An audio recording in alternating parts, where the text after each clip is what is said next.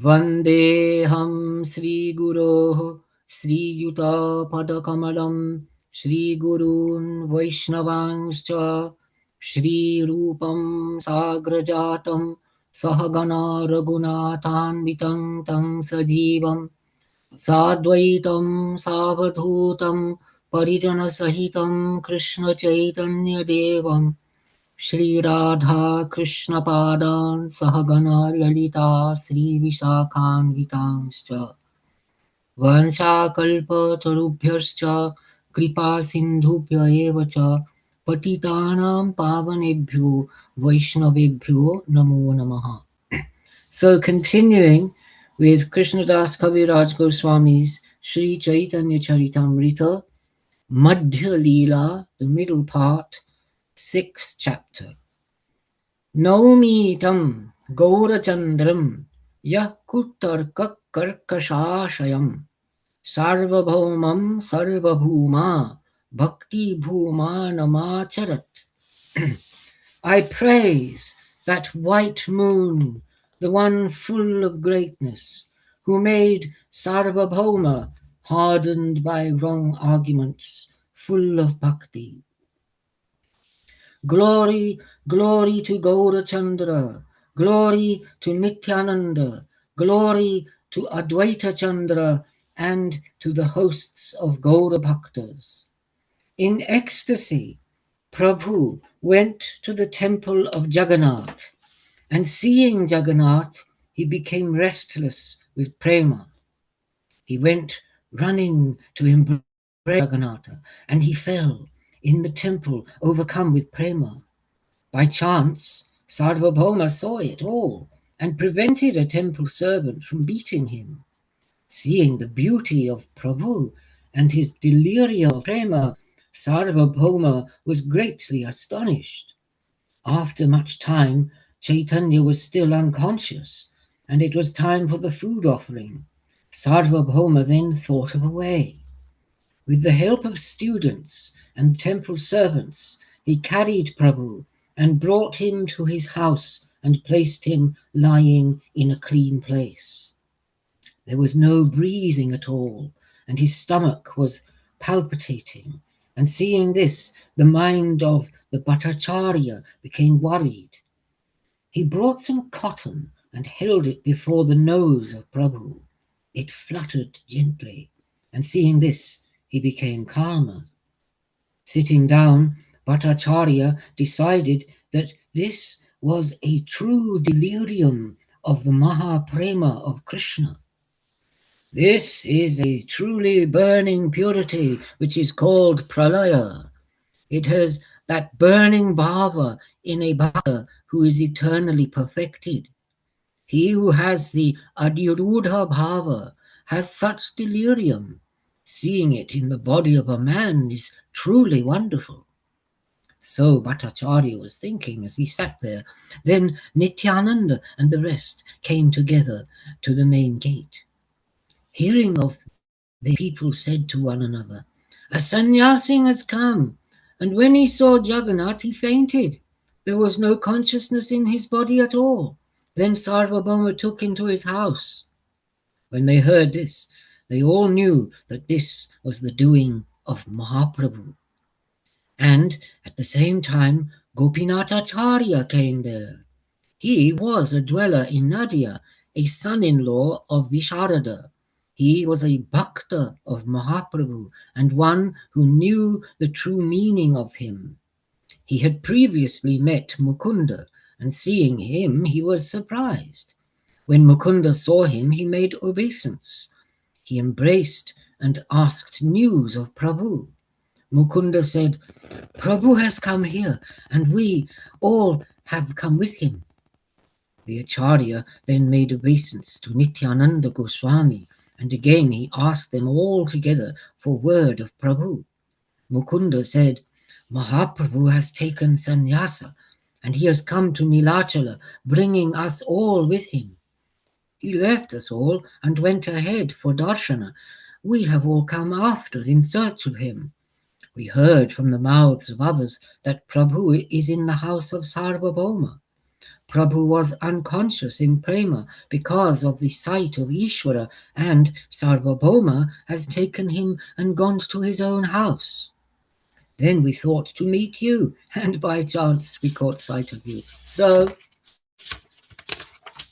let us go, everyone, to the house of Sarvabhauma. After we see Prabhu, we shall have darshana of Ishvara. Hearing this, Gopinath took everyone and went joyfully to the house of Sarvabhauma. Going to Sarvabhauma's place, they saw Prabhu, and seeing him, the Acharya was both happy and sad. Having introduced everyone to Sarvabhauma, he took everyone inside, and Sarvabhauma made obeisance to Nityananda Goswami, and he greeted them all in proper fashion, and when they saw Prabhu, the hearts of all were both sad and happy. Sarvabhauma sent them all to have darshana, and sent his own son Chandreshwara with them. When they saw Jagannatha, all were overjoyed. Prabhu Nityananda was overcome with emotion. All together they steadied him. A servant of Ishvara brought and gave a garland and some prasad. Getting the prasad, all were overjoyed, and again all came to the place of Mahaprabhu. In loud voice, all made Nama Sankirtana. In the third watch, Prabhu gained consciousness. Rising up, he shouted, Hari, Hari! And in joy, Sarvabhauma took the dust of his feet. Sarvabhauma said, Quickly perform the midday ablutions. I shall feed you today from the food of Mahaprasad. Having taken a bath in the sea, Mahaprabhu came quickly. Having washed his feet, he sat on a seat. Sarvabhauma brought much prasad, and Mahaprabhu ate with pleasure. The best curries and rice on a golden plate Prabhu ate with his bhaktas. Sarvabhauma himself served the food. Prabhu said, Give me lafra curry and give pita cakes and pana to all these. Then Bhattacharya said, with palms together pressed together, Jagannath himself has eaten this. Now you taste all the Mahaprasad. So saying, he fed everyone the pita and pana. Having fed them, he had them rinse their mouths.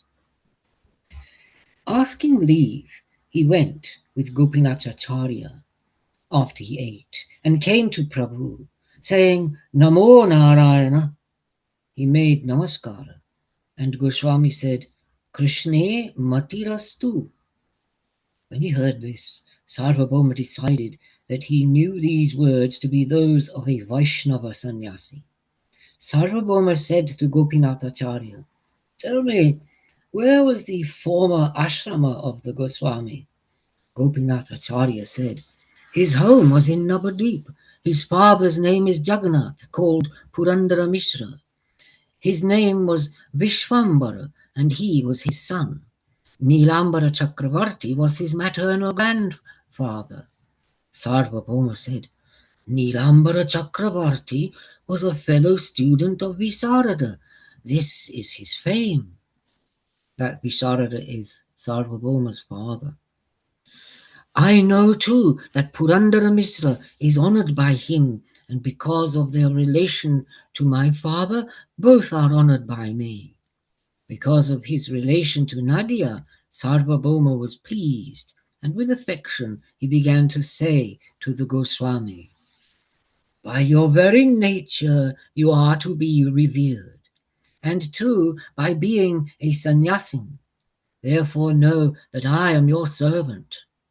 When he heard this, Mahaprabhu recalled Sri Vishnu and said to Bhattacharya with humble words, You are Guru of the world, and one who does good to all in all the world. You teach the Vedanta and are benefactor to sannyasins. I am a young sannyasin and know not good or evil.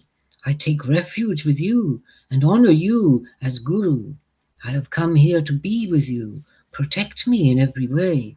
Today I was in great danger, and you delivered me from that. Bhattacharya said, Do not go alone to Darshana. Go with me or with my people. Prabhu said, I shall not go within the temple. I shall remain behind Garuda and have Darshana. Sarvabhauma said to Gopinathacharya, You go see that the Goswami has Darshana. My aunt's house is empty of people. Put him up there and do everything for him. So Gopinath took Prabhu to that house and lodged him and gave him water and containers for water and other things. The next day Gopinath went to Prabhu's place and took him to see Shayottana rising up from the bed of Jagannath. With Mukunda Datta he came to the place of Sarvabhauma, and Sarvabhauma said these words to him. Seeing a sannyasin, beautiful and disciplined in nature, my affection for him grows greatly. In which sampradaya has he taken his sannyasa? What is his name? I want to hear this. Gopinath answered, His name is Sri Krishna Chaitanya. His guru is the most revered Keshava Bharati. Sarvabhauma said, This name is best of all, but the Bharati Sampradaya is only middling. Gopinath said, He has no concern for externals, thus he is greatly indifferent as to whether or not his Sampradaya is great. Bhattacharya said, He is very young. How will he preserve the sannyasa dharma? I shall teach him Vedanta daily and shall cause him to enter the ascetic way of Advaita, if he agrees. I shall bring him again to the highest sampradaya, marked by the Yogapatta and by the Sanskaras. Hearing this, both Gopinatha and Mukunda were saddened, and Gopinathacharya began to say, Bhattacharya, you do not know the greatness of this one. In him are the uttermost signs of Godhead. Because of these, he is known as Parama Ishvara. To the ignorant, it means nothing, but the wise perceive. The students said, By what proof do you call him Ishvara?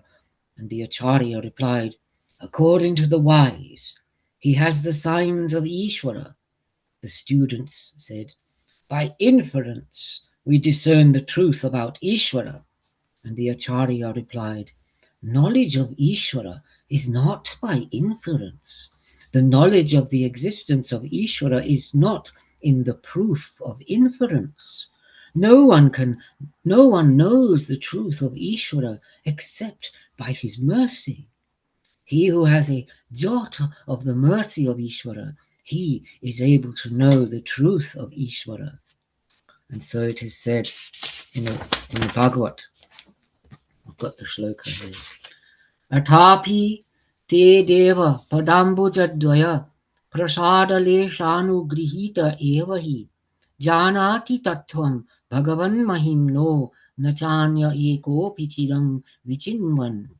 Brahma's prayers to Krishna, he says, O God, O Bhagavan, the man who is favored by the least favor of your lotus feet can know the truth of your greatness. Others, even though searching single-mindedly for a long time, cannot. Even though you are Guru of the world and greatly learned in the Shastras, and there is no Pandita on earth who is your equal, not a jot of the mercy of Ishvara is in you. Thus you are not able to know the truth of Ishvara. It is not your fault. It is said in the Shastras that the truth of Ishvara can never be known by learning and the rest. Sarvabhauma responded, Acharya, speak cautiously. That his mercy is in you, what is the proof of this?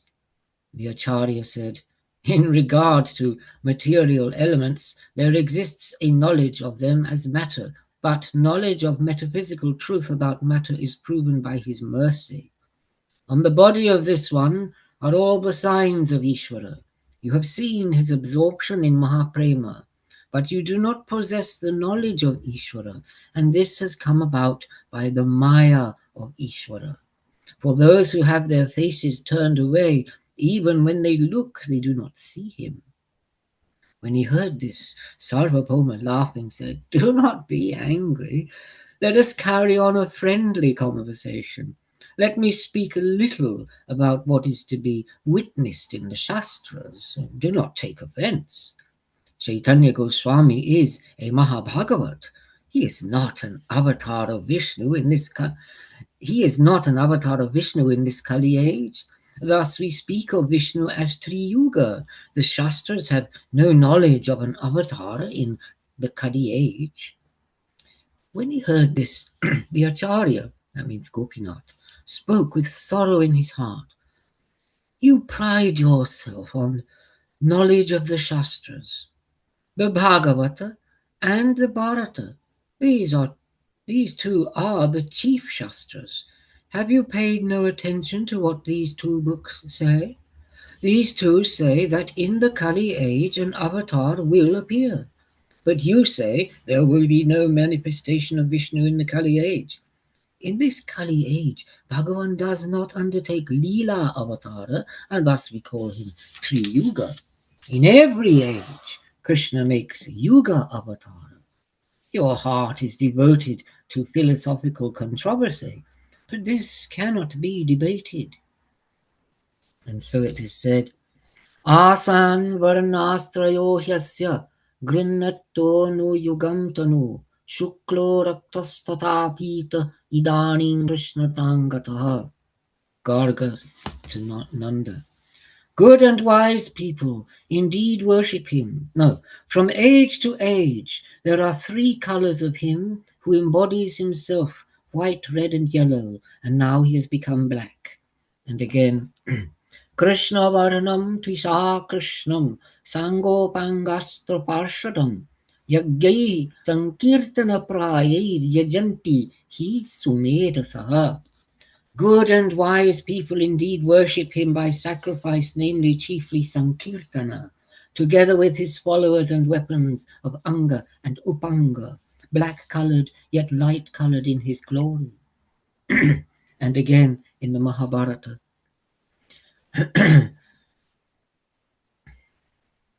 "Suvarna varno hemango varangas chandanangadi sannyasakrit shamashanto nishta shanti parayanaha." Of a golden body and golden color, of the best of bodies, wearing an armlet of sandalwood, he who will take sannyasa is tranquil, equal-minded, devoted to peace, and firmly fixed on God. There is no use in all such words before you. It is like planting seed in barren soil. When his mercy will be upon you, then you will speak all these truths. That your pupils speak these various kinds of false arguments, whose is the fault in this? For this is caused by Maya. And again in the Bhagavat, "Yat shaktayo vadatang vadinang vai vivada samvada bhuvo bhavanti kurvanti chaishang muhuratma moham tasmai namo nantagunaya bhumne." Homage to that Supreme One of infinite properties, whose powers are grounds for dispute for the quarrelsome, and for argument for the philosophers, and made momentous by their confusion concerning the self.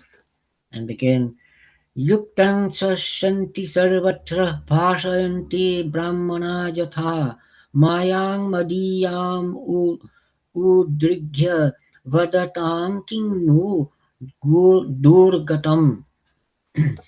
Just as Brahmanas say the things that are right, what is hard to do for disputers who have taken up my Maya? Then Bhattacharya said, "Go to the place of the Goswami and invite him with his people in my name. Bring prasada and first meet him, then come back to me and have him teach me." The Acharya was the husband of the Bhattacharya's sister, making him his brother-in-law. The Acharya instructed him with smiles of praise and criticism. And at the discourse of the Acharya, Mukunda was very happy. At the words of Bhattacharya, he was unhappy and angry in his heart. So the Acharya came to the place of Goswami and gave him the invitation in the name of Bhattacharya. With Mukunda, he repeated the words of the Bhattacharya. They reviled the Bhattacharya with pain in their hearts. When he heard, Mahaprabhu said, "Do not speak like this. The Bhattacharya is sympathetic towards me. He wants to preserve my sannyasa dharma. In his affection, he is showing mercy. What is the fault in that?"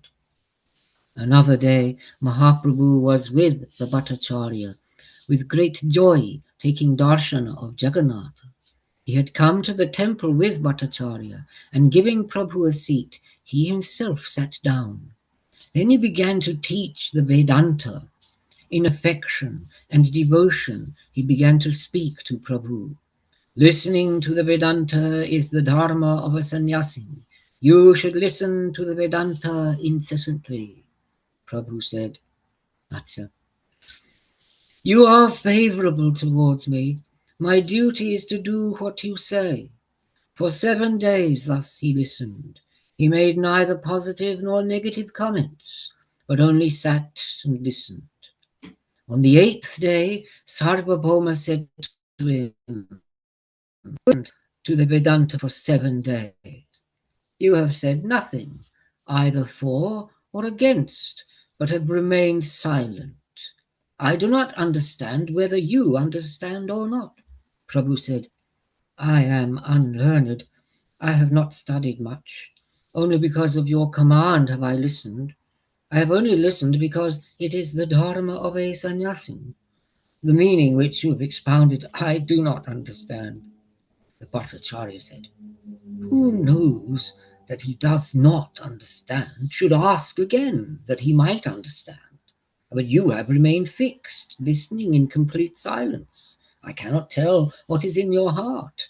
Prabhu said, "I understand the meaning of the sutras clearly, but when I hear your explanation of them, my mind is confused. The Bhashya clarifies the meaning of the sutras. You declaim a Bhashya, but it obscures the meaning of the sutras. You do not expound the primary meaning of the sutras. You hide it behind some imagined meaning. That which is the primary meaning of the words of the Upanishads is all explained in the Vyasa Sutras. But abandoning that primary meaning, you propound an imagined secondary meaning. Leaving the primary meaning, you focus on the metaphorical meaning of the words. Among all types of proof, the proof of Shruti is primary. That which is the primary meaning of the Shruti, that is proof. Conch shell and cow dung are the bones and excrement of living creatures. Yet, according to the Shruti, these two are most pure. The Vedas are their own proof, and that which they say is true. If one expounds the secondary meaning, their intrinsic provenness is destroyed. The meaning of the sutras of Vyasa is like the beams of the sun. A self-imagined cloud of Bhashya obscures them.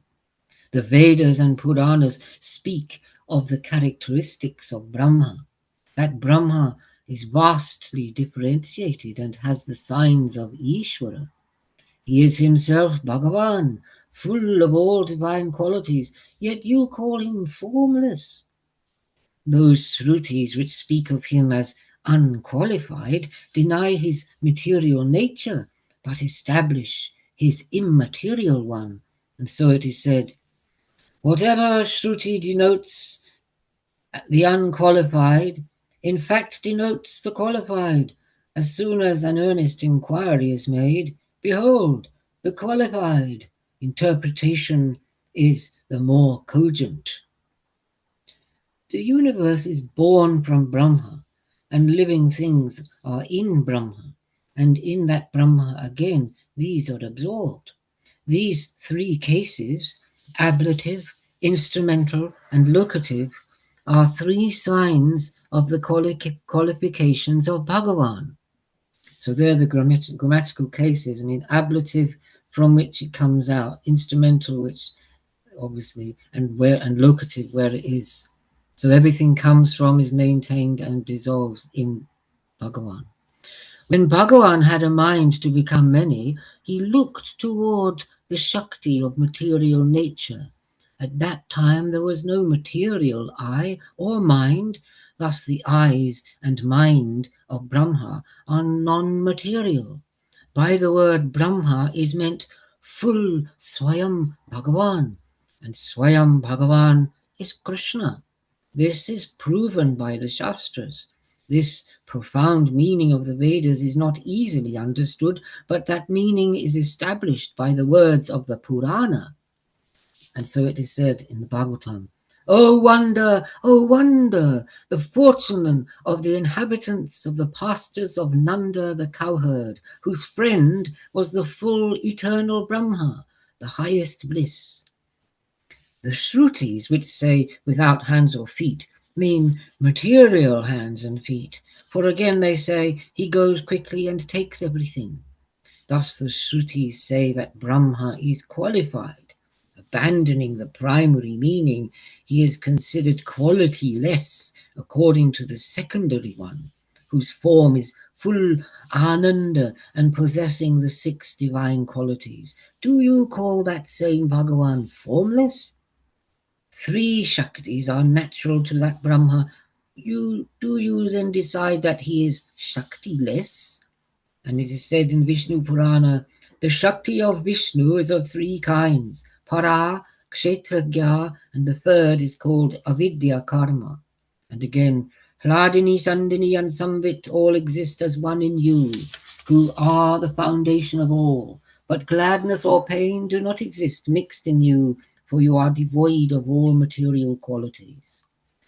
The true form of Ishvara is full of Sat, Chit, and Ananda. In 3 parts, Chit Shakti has 3 forms. In the Ananda part is Hladini, in the Sat part is Sandini, and in the Chit part is Samvit, which we consider to be knowledge. Chit Shakti is intrinsic, Jiva Shakti is intermediary, and Maya Shakti is extrinsic. The 3 make up Prema Bhakti. The 6-fold divinity is the Chit Shakti Vilasa of Prabhu. That you do not recognize this Shakti is the highest arrogance. Lord of Maya and controlled by Maya. This is the difference between Ishvara and Jiva. Do you consider that Jiva to be the same as Ishvara? In the Gita Shastra, the Jiva is considered as a Shakti, but you consider that Jiva is the same as Ishvara. And so it is said, the elemental world is my lower nature. Know that I have a higher nature in which Jiva Shakti participates, by which the world is upheld, strong-armed prince. That's Krishna to Arjuna in the Gita. The Sri Vigraha of Ishvara has the form of Sat, Chit, and Ananda. You say the Sri Vigraha that it is a transformation of the Sattva Guna. He who does not honor the Sri Vigraha is deeply wrong. He is not to be seen and not to be touched. He is punished by Yama. Not honoring the Veda, the Buddhists are atheists, and lower than Buddhists are those who follow atheism while taking refuge in the Veda. For the salvation of jivas, Vyasa composed the sutras. If one listens to the commentaries of the followers of Maya, he is completely destroyed. The opinion of the Vyasa Sutras follows the theory of evolution by Achintya Shakti Ishvara is transformed into the form of the world. As the jewel is unchanged in the production of a weight of gold, so Ishvara is as to the form of the world still unchanged. There are those who condemn these sutras, saying, Vyasa is mistaken. They have established a theory of transformation from their imaginations. That knowledge of self is in the body of the jiva, that is falsity. The world is not false, it is only transitory. The sacred syllable Mahakavya, which is the Murti of Ishvara, from this Pranava arise all the Vedas and the world. That means Om. Tattvam Asi is a peripheral speech regarding the jiva, not considering the pranava. Some call this the Mahavakya. In this way, he attributed 100 faults to the fictional Bhasya, while Bhattacharya asked many questions. He raised many arguments, tried deceptions, offered reproaches, and so on. But Prabhu refuted them all and established his own position. Bhagavan is that which is to be realized. Bhakti is the means of realization, and prema is the end of realization. The Vedas state these three elements, and whatever else people say is all imagination. They propose proximate meaning in the self-proven words of the Vedas. It is no fault of the Acharya, for it is the command of Ishvara. Thus, after fictionally establishing them, he has promulgated the Shastras of the atheists. And so it is said in the Padma, O Shiva, by your own continued Agama Shastras, cause all people to avert their faces from me. Preserve me, that this creation might flourish. And again, in the Kali age, O goddess, I myself in a Brahmin's guise declare the untrue Shastras, the Mayavad, which is crypto-Buddhism. When he heard this, Bhattacharya was greatly astonished. From his mouth no word escaped. He was struck dumb. Prabhu said, Bhattacharya, do not be dismayed. Bhakti towards Bhagavan is the Parama Purushartha. Even those who are Atmaramas worship Ishvara, for such are the qualities of the unknowable Bhagavan. Then you have Atma Ramascha Munayo Nirgranthaya Prukrame Kurvantyahi Tukim Bhaktim Mitham Bhuto Guno Hari.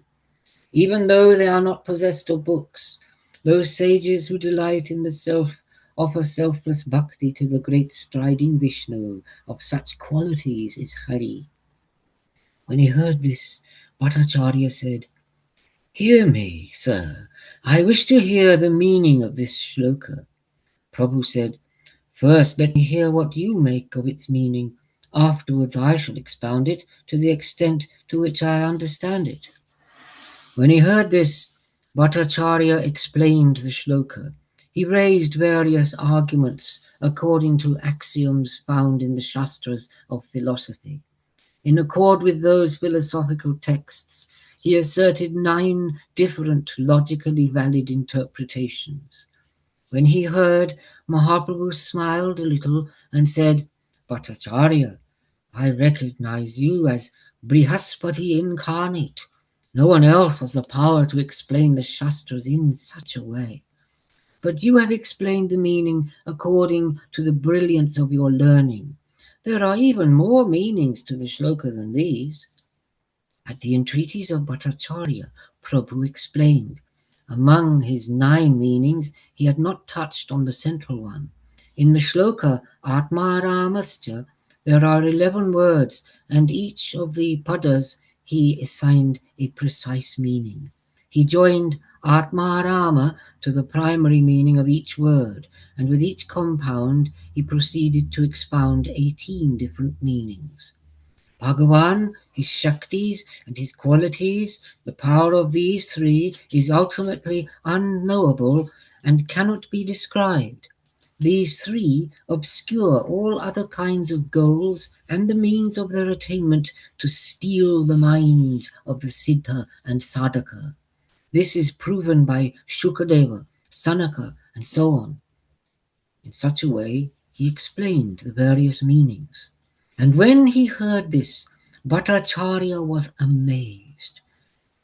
And he then understood Prabhu to be Krishna, and he reproached himself. This one is indeed the manifest Krishna. and I did not recognize it. I was full of pride and committed a great offence. Thus reproaching himself, he took refuge with Prabhu, and Prabhu was inclined toward mercy. He showed before him his four-armed form, and afterwards, as Shyama, with flute to his mouth, his intrinsic true form. When he saw this, Sarvabhauma fell prostrate on the ground, and rising again, he praised him, his palms pressed together. By the grace of Prabhu, all knowledge of the truth bloomed in him, and he described the greatness of the name, the giving of prema, and so on. In less than the passing of a moment, he composed 100 shlokas. Brihaspati could not generate such slokas. And when he heard, Prabhu embraced him with happiness, and Bhattacharya fell unconscious in a passion of prema.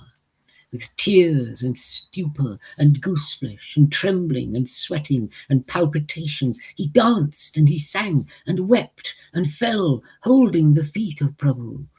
When he saw this, Gopinathacharya's heart was delighted. Seeing Bhattacharya dance, Prabhu's people smiled. Gopinathacharya said to Prabhu, "What have you done, Prabhu, to bring about these actions of Bhattacharya?" Prabhu said, "You are a bhakta. It is from companionship with you. Jagannath has given grace to him fully." Then Prabhu calmed Bhattacharya down, and when he was calm, Bhattacharya praised him greatly. "That you have saved the world is a small task, but you have saved me, and this is a most wonderful power. I was embedded in the Shastras of philosophy like a lump of iron, but you have melted me with mighty heat." When he had listened to these praises, Mahaprabhu went to his own place. Bhattacharya fed him through the offices of the Acharya.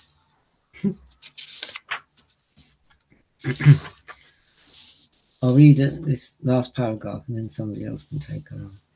Another day, Prabhu went to have darshana of Jagannatha. He saw Shayotana of Jagannatha, and a pujari brought and gave him a garland and food from the prasad. When he received the garland and the prasad, Prabhu was delighted. He tied up the garland and the prasad in his garment and quickly came to the house of Bhattacharya. It was dawn when Prabhu came there, and Bhattacharya was just waking up.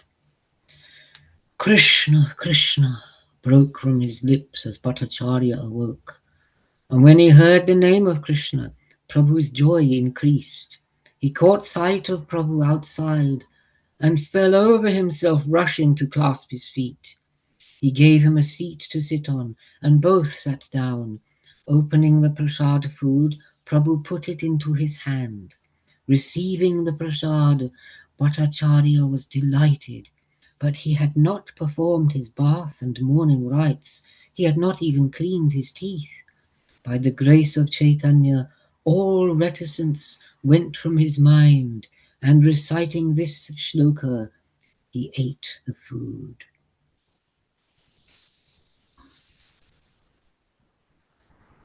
Jai Radhe.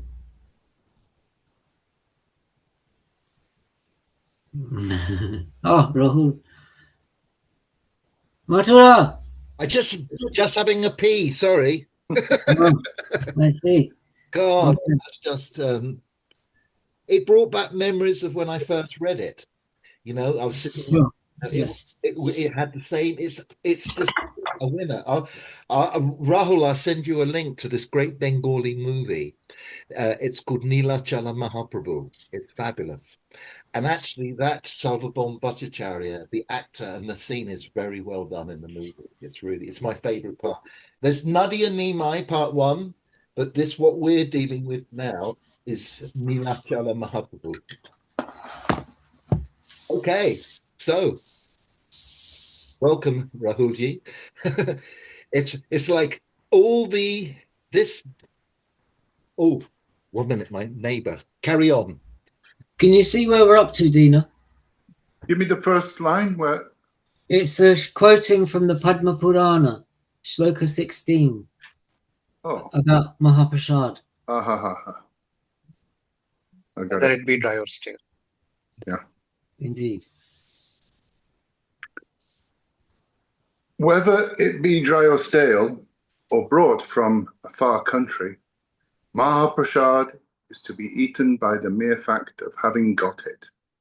Nor should there be any discussion of time. End of quote. Shloka 17 from Padma Purana. Even if the place be not proper, nor the time proper, so Hari commanded, the prasad received by a man of culture is to be immediately consumed. End of quote. When he saw this, the heart of Mahaprabhu was delighted. Overcome with prema, Prabhu embraced him. Holding each other, both danced, Prabhu and his servant. At the touch of each other, the hearts of both flowered.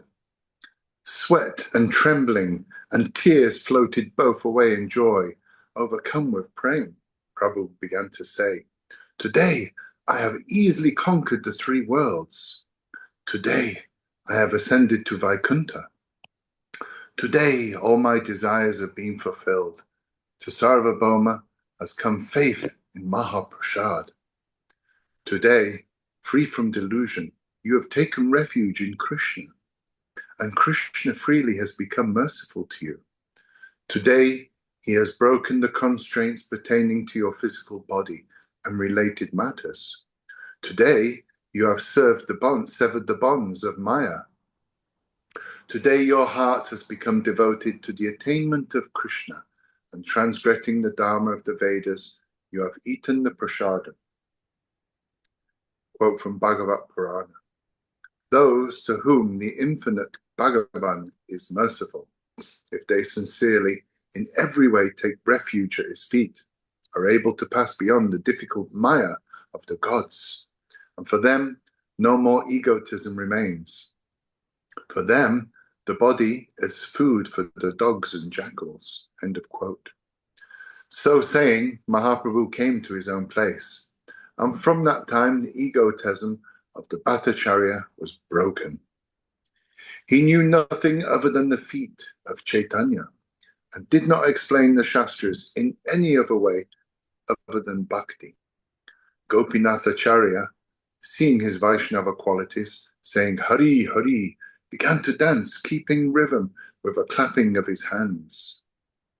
Another day, Bhattacharya went to the darshan, but without seeing Jagannath, he came to Mahaprabhu's place. Bowing low, he made various kinds of praise, and humbly he spoke of his own former wrong opinions. He had a desire to hear of the essence of bhakti sadhana, and Prabhu instructed him on Nam Sankirtana. How's this go? Harinama, Harinama, Harinama eva kevalam, kalo nasteva, nasteva, nasteva gatiya anyata. Quote from Brihad Aranya Purana. There is only the name of Hari, the name of Hari, the name of Hari. There is no other way, no other way, no other way in the age of Kali. And he expounded and expanded on the meaning of this shloka, and when he heard it, Bhattacharya was amazed. Gopinathacharya said, "That which I said to you before, listen, O Bhattacharya, has now happened to you." Bhattacharya said, making obeisance to him, "Because of you, Prabhu has granted me grace. You are a Mahabhagavat, and I was blinded by the logic of philosophy. Because of my connection to you, Prabhu has granted me his grace." Hearing these humble words, Prabhu embraced him with pleasure and said, "Go and have darshan of Jagannath." Jagadananda and Damodara, taking these two with him, Bhattacharya had darshan and came to his house. He brought much of the best prasad and gave it into the hands of his own brahmana and sent him with the two, personally writing 2 shlokas on a palm leaf and saying, "Give this to Prabhu." He put it in the hand of Jagadananda. Both came to the place of Prabhu with the leaf and the prasad. Mukundadatta took the leaf into his hands, and he wrote the 2 shlokas on the outside wall. Then Jagadananda gave the leaf to Prabhu. Prabhu read the shlokas, then tore the leaf and threw it away. But seeing them on the wall, all the bhaktas read the shlokas. Shlokas 20 and 21 from Kavikana Pura's Chaitanya Chandrodaya Natak.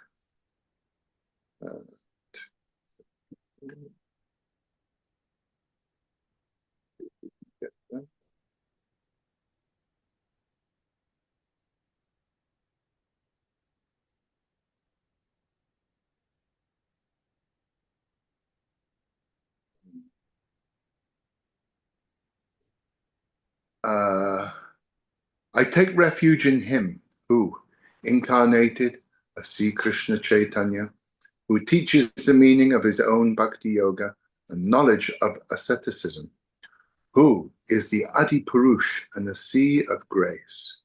May I be absorbed like a chitta bee in excessive love at the lotus feet of him who has become manifest with the name of Sri Krishna Chaitanya, to manifest his own bhakti yoga, which has become destroyed in the course of time. Can you find them? I didn't find them now. Have you got them? Do you want to recite them? Vairagya Vidya Nija Bhakti Yoga Shikshartameka Purusha Purana Shri Krishna Chaitanya Sharira Dhari Kripambudirya Samaham Prapadye Kalanastam Bhakti Yogam Nijam Ya Praduskutkartum Krishna Chaitanya Nama Avirbhutastasya Padarvinde Gadam Gadam Liyatam Chitta Bringaha. The writing is on the wall. Yeah.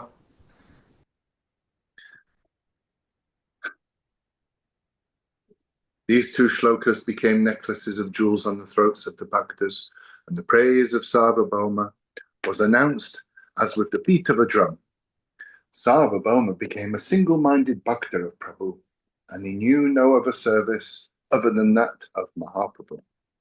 See Krishna Chaitanya, son of Sachi, a treasure house of qualities. This was his meditation, his repetition. This is the name he took. One day, Sarvabhauma came to the place of Prabhu. Making obeis, he began to recite shlokas. He recited a shloka of the Bhagavad, of the praise of a Brahmana. But at the end of the shloka, he changed the 2 akkaras, 2 syllables. That man participates in the heritage of bhakti, who, looking well to your mercy, enjoying the fruits of the karma earned by himself, is living, making obeisance to you with speech, mind, and body. Prabhu said, Mukti Pade is the proper reading. Why do you read Bhakti Pade? What is your purpose? Bhattacharya said, Mukti is not the fruit of bhakti, but is the punishment for those who have their faces averted from Bhagavan. He who does not honor as true the Vigraha of Krishna and who abuses him or contests him, has as punishment for these 2 offenses mukti in union with Brahma. Mukti is not the end for him who follows the way of bhakti. Indeed, that mukti is of 5 kinds: Salokya, Samipya, Sarupya, Shasti, and Sayuja. If you say there are means of service in the first 4 of the series beginning with Shalokya, then some bhaktas will agree. But to hear Sayuja is hateful and fearful to a bhakta. He would prefer hell to acceptance of Sayuja. Union with Brahma and with Ishvara are 2 kinds of Sayuja, and union with Ishvara is more blameworthy than union with Brahma.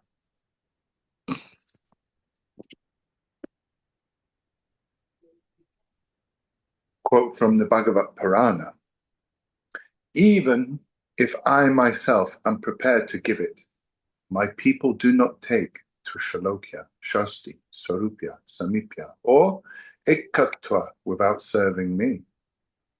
Prabhu said, there is another meaning to the word mukti. In the word muktipada, the manifest Ishvara speaks.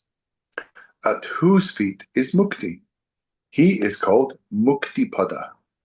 He who is samashraya of the ninth meaning is muktipada.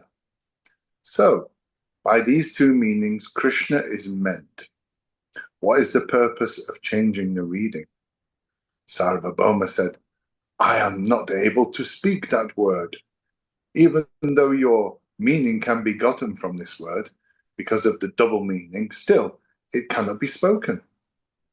Even though there are 5 meanings in the word of mukti, in its specialized meaning, it is still knowledge of sayuja. To say the word mukti brings hatred and terror to my heart, while to say the word bhakti brings joy to it. Hearing this, Prabhu smiled with joy in his heart, and Prabhu gave Bhattacharya a profound embrace. That Bhattacharya, who had read and taught the Mayavad, now blossomed forth in such speech by the grace of Chaitanya. If it touches iron and gold does not come, then no one can recognize a touchstone. And everyone, when they saw the Vaishnava qualities of Bhattacharya, knew Prabhu to be the manifest Brajendra Nandana. Kashi Mishra and others, all those who lived at Neelachal, came to take refuge at the feet of Prabhu. I shall describe all these occurrences later. How Sarvabhauma served Prabhu, how he regularly carried out feeding him. I shall expand on this at a later time. This was the Leela of Mahaprabhu, in company with Sarvabhauma. He who listens to this reverently is freed from the bonds of Gyan and Karma, and shortly gains the feet of Chaitanya. Krishna Das, whose hope and faith lie at the feet of Rupa and Raghunath, tells of the nectar of the acts of Chaitanya Charitamrta. Do you want to read a little bit, Rahul? Sure, chapter 7. Yeah. Let me know how many pages, and let me know when to stop. Do that. Okay. We'll go ahead. Madhya Lila, chapter 7, Shloka 1. I praise that gracious Chaitanya, who, with mind moist with mercy, made Vasudeva free from his leprosy, healthy in form, and delighted in bhakti. Glory, glory to Sri Chaitanya, glory to Nityananda, glory to Advaita Chandra, and to the hosts of Gaura Bhaktas. In this way, he saved Sarvabhauma, and a desire was born in him to take a journey to the south. In the bright fortnight of the month of Magha, Prabhu took sannyasa, and in Phalguna, he came to live at Neelachala. At the end of Phalguna, he saw the swing festival, and in a passion of prema, he sang and danced much, remained there for the month of Chaitra, and released Sarvabhauma. On the first of Vaishakha, he had a mind to go to the south. He summoned his own people and spoke to them humbly. He embraced them, and holding them in his holy arms, said, knowing all of you, I consider you more than my life. My life can go, but I cannot abandon you. You are all my friends. You have done a deed of friendship, that you have brought me here and showed me Jagannatha. Now from all of you I beg one gift. All agree, and give me your permission to go to the south, to inquire about Vishwarupa. I shall certainly go, and I shall go alone, and take no one with me. As long as I have not returned from Setu Banda, you will remain at Neelachala. That Vishwarupa had gained perfection, everyone knew. Chaitanya used this cover to rescue the southern country. When they heard this, there was great sadness in the minds of all. It was as if a thunderbolt had fallen on their heads and their mouths dried up. Nityananda Prabhu said, "How can this be? You will go alone? Who will help you? Let one or two go with you. Do not do such a rash thing. Let two whom you pick go with you. I know all the ways to the pilgrimage places in the south. Let me go with you, Prabhu. Give me the command." Prabhu said, "I am a puppet, and you are the holder of the string. As you cause me to dance, so I dance. Having taken sannyasa, I would have gone to Vrindavan. You brought me to the house of Advaita, and coming to Nilachala, you broke my stuff. My profound love for you, all is the destruction of my duty. Jagadananda wants me to enjoy material goods, and I'm anxious to do what he says.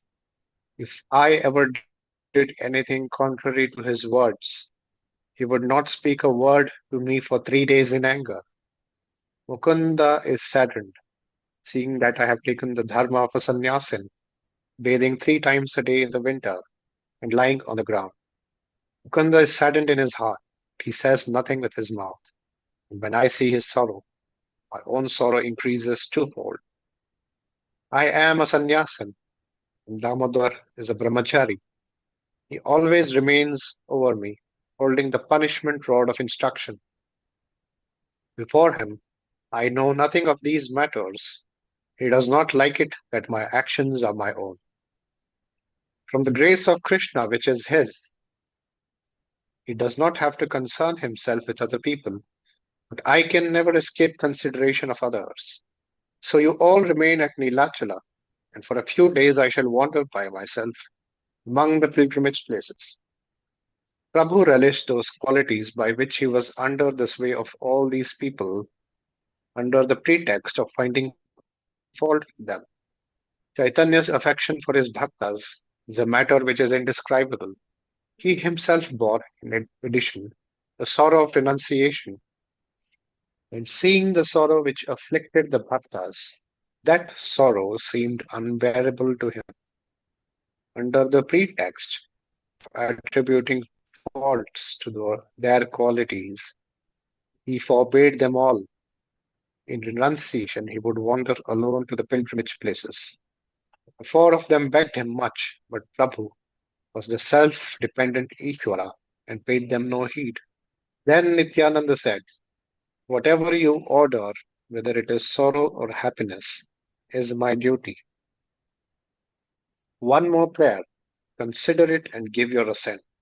You have a loincloth and an outer garment and vessel for water, and you will take nothing else with you. Your 2 hands will be busy in the counting of the names.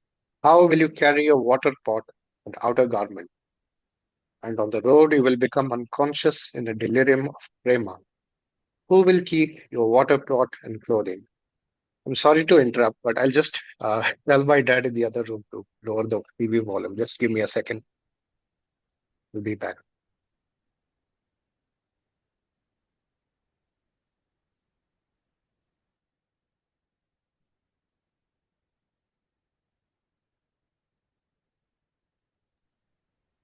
I think it's good timing that a participant from the south of India covers this part as Mahaprabhu starts his journey into the south.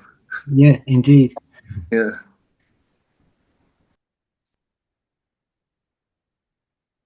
Okay. Sorry for the interruption. Yes, indeed. So, yes, I will just go on from where I think I was reading.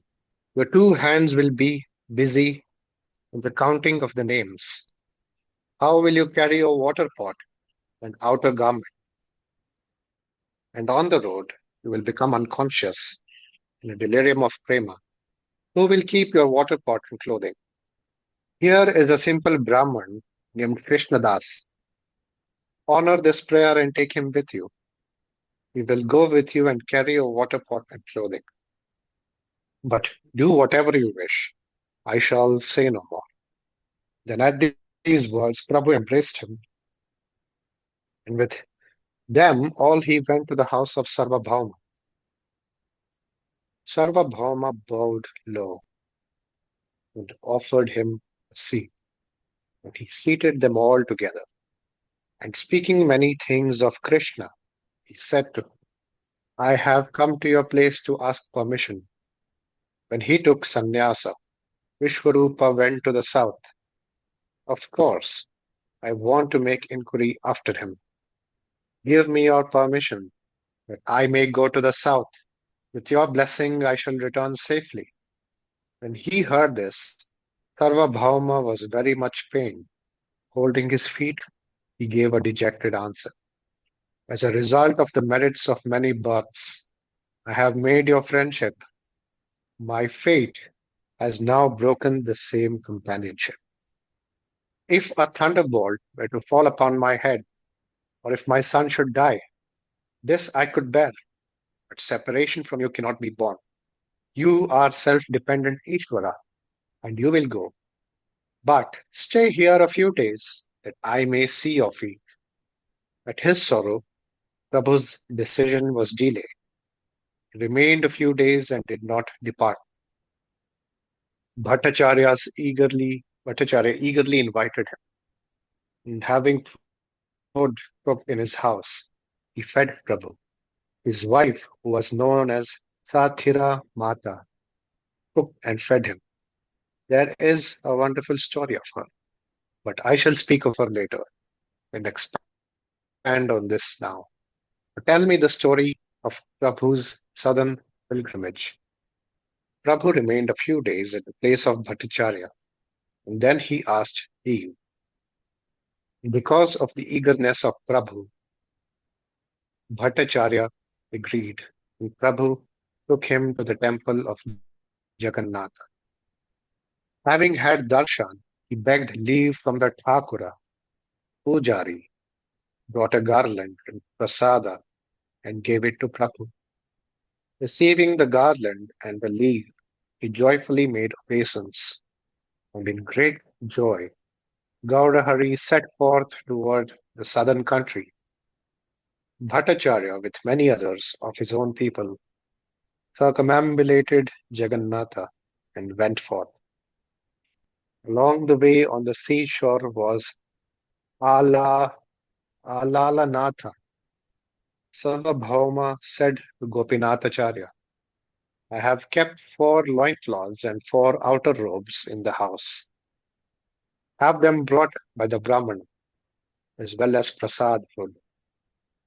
Then Sarvabhauma said at the feet of Prabhu, will certainly respect my request. Raya Ramananda lives on the banks of the Godavari. He is the Adhikari in Vidyanagar. Do not disregard him because he is a Shudra and because he is concerned with the things of the world. At my request, please meet with him. He is a man suited to be your companion.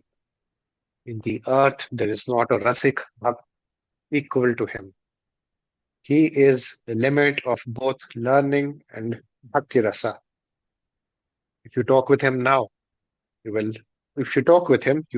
know his greatness.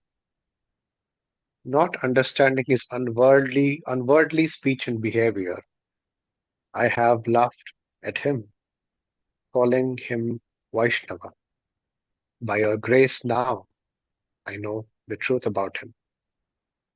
When you talk with him, you will know his greatness. Prabhu, having agreed to his words, bade him farewell and embraced him.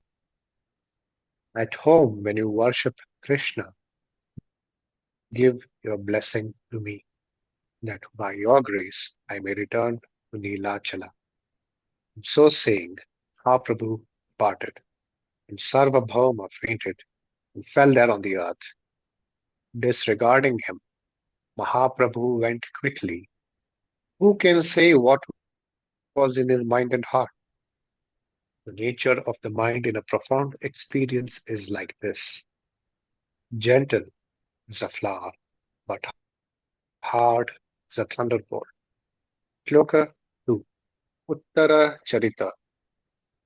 Who can know the minds of those people transcending the world, which are harder than a thunderbolt and softer than a flower?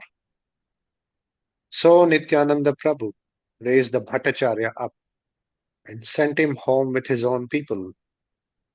The bhaktas came quickly and went with Prabhu, and Gopinatha came then, bringing clothing and prasad. Together with everyone then, Prabhu came to Alalanatha, having made obeisance. He praised him much. Overcome by prema, he danced and sang there for some time, and many people came there and sat there to see. All around, all the people cried, Hari, Hari, as among them, overcome by prema. Gaura Hari danced. His body was like liquid gold, and his cloth the color of the dawn. Florets of goose flesh, tears, trembling, and sweat, the ornaments upon it. Seeing this, the hearts of the people were overcome. Many people came, and no one went home. Some danced and some sang of Sri Krishna Gopala. The people floated in prema. Women, old men, young girls, and boys. And when he saw this, Nityananda Prabhu said to the bhaktas, in the future, this kind of dancing will happen in every village.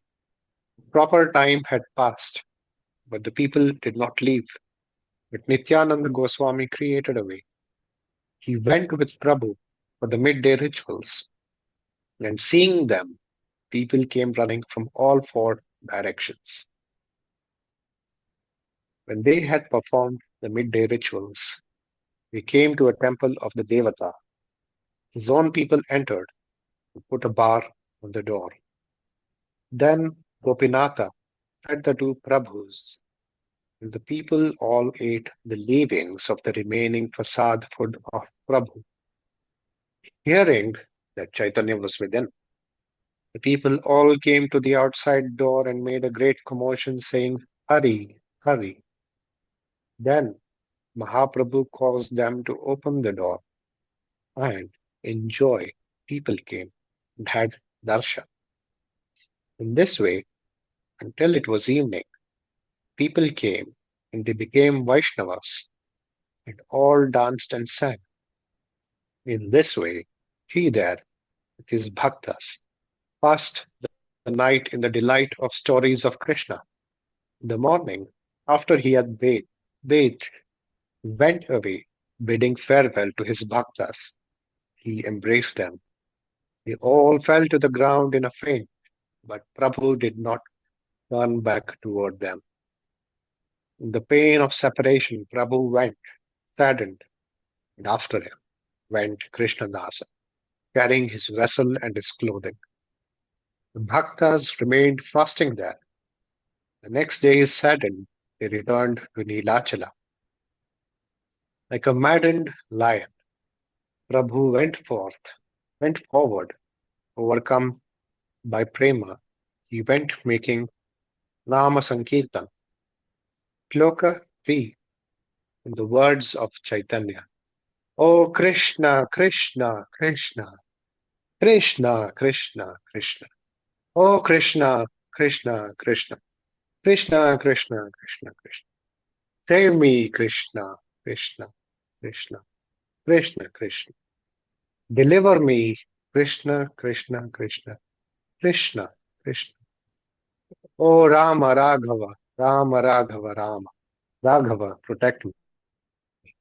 Krishna, Krishna, Krishna, Krishna, Krishna, deliver me. Repeating this shloka, Gaurahari went on his way. Seeing the people on the way, he said to them, say Hari, Hari, Hari Bol. Those people became drunk with prema and said, Hare Krishna. They followed behind Prabhu, entranced at the sight. Embracing them, Prabhu carried them for a long distance, infusing Shakti into them. He bade them farewell. Those people returned to their own villages and said, Krishna, and laughed and wept and danced incessantly. And whomever he saw, he said to him, speak the name of Krishna. And in this way, that man made Vaishnavas of all the people of his own village, as many people as came by chance from within the village. By the grace of his darshan, became like that. Then they would return to their own villages and make them Vaishnava. The people of other villages came and saw him. They too became Vaishnavas, and they in turn instructed people in other villages. And in this fashion, did all the country of the south become Vaishnava. In this way, while going along the road, he made hundreds and hundreds of people Vaishnavas, having embraced them. In whatever village he stopped, many people of that village came to see him in the house where he ate. By the grace of Prabhu, they all became Mahabhagavatas, and those among them who were Acharyas saved the world. In this way, they soon came to Setu Bandha by virtue of their connection to Prabhu. All those countries became Vaishnava. Those powers which he had not made manifest in Navadvipa, he manifested and saved the southern lands. He who worships Prabhu receives his grace, and he considers all these leelas true. He, in whom is not born faith in these unworldly leelas, is destroyed in this world and in the other. So at first has been described the way in which Prabhu proceeded. In a similar way, learn of his wanderings throughout the south. While going in this way, he came to Kurmasthana, seeing the tortoise, praised and bowed to him. Overcome with prema, he laughed and trembled and danced and sang. And seeing this, the minds of all were struck with astonishment. Hearing of these wonderful things, all the people came to see. They thought the form and the prema Prabhu very wonderful. Seeing him, they became Vaishnavas and said, Krishna Hari, and overcome prema. The people danced with arms raised in the air and incessantly hearing the name of Krishna in the mouths of the people. People from other villages became Vaishnava.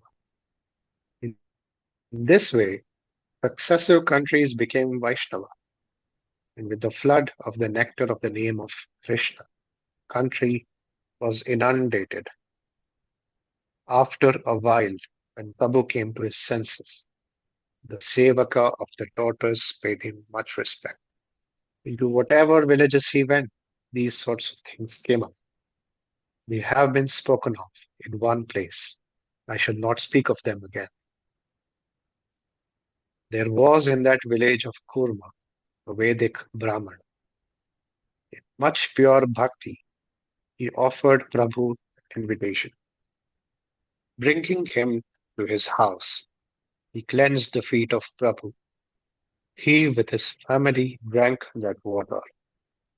With many manifestations of affection, he caused him to take food. The remainder of the food of the Goswami, all the family ate. Those lotus feet of yours on which Brahma meditates have become visible, manifest in my house. The limit of my blessedness cannot be described.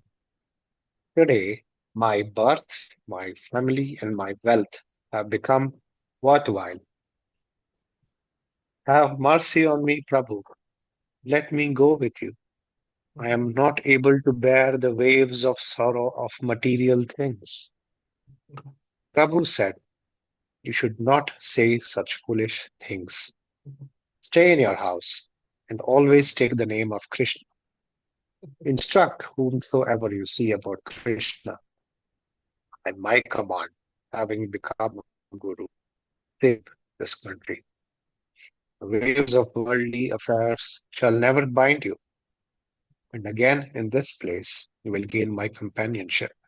In this way, in whose house he spoke, and taught him thus.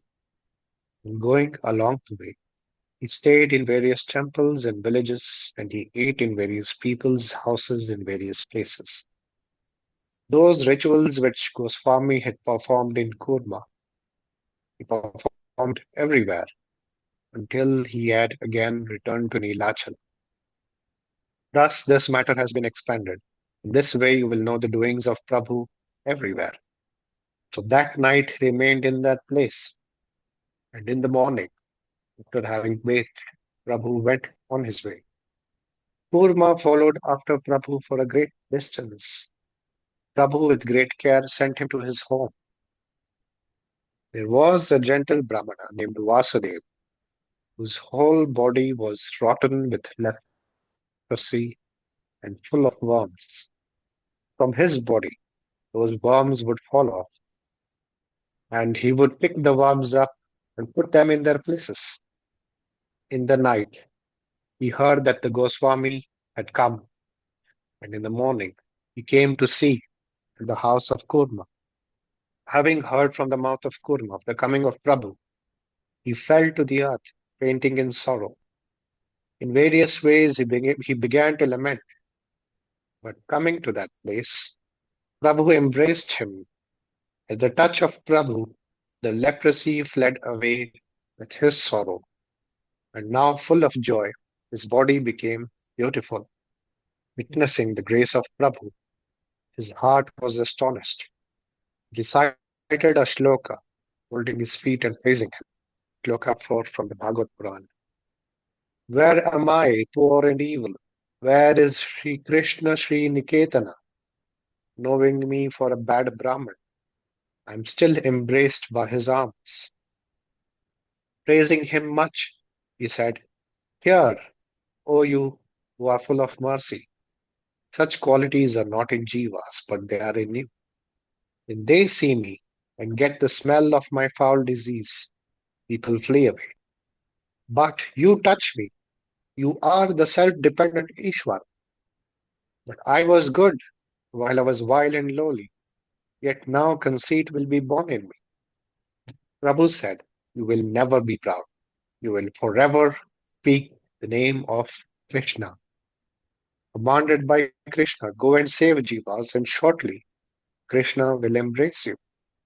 So saying, Prabhu disappeared, and the two Brahmanas wept on each other's shoulders at the qualities of Prabhu. So the tale of the salvation of Vasudeva has been told, and the name of Prabhu became Vasudevamritapada. So have been told the first travels of Prabhu, Darshana of Kurma, and the liberation of Vasudeva. He who hears this Leela with reverence will soon be joined to the feet of Chaitanya. I do not know the beginning or the end of the Leela of Chaitanya. I write that which I hear from the mouths of the great ones. For this, do not take offense at me, O Bhaktas. My only refuge is at the feet of all of you. Krishna Dasa, whose hope and faith lie at the feet of Rupa and Raghunatha, tells of the nectar of Chaitanya, the Chaitanya Charitamrta. That's it. Hopefully, he'll come to Bangalore next. That was so good. I had to go out, sorry, and deal with a policeman came. Really nice guy called Gary to deal with the Mukta Sangha case. But anyway, I missed a whole bunch of Dina's reading, but never mind. It's a shame. But that was beautiful, Rahul. Fantastic. There was a typo there. The name of Prabhu became Vasudeva Amrita Prada. It should have been not Prada. He gave Amrita. Shall I read then? Please. Okay. Madhya Lila, chapter 8. This was when I read this in 1975. How many? That's 50 years ago, basically, when I first read these Leelas, and they'd shaped my whole life. Everything, all of this, specifically this Madhya Lila. Because it's a mixture of philosophy, and it's not just it's a mixture of sort of philosophy, Leela, pastimes, and it's just so exciting. And the intimate dealings. Yeah, and it's so interesting just to hear it in a flow. I've never, like this. And this is a very good translation, isn't it? Let's put it. It's good. Okay.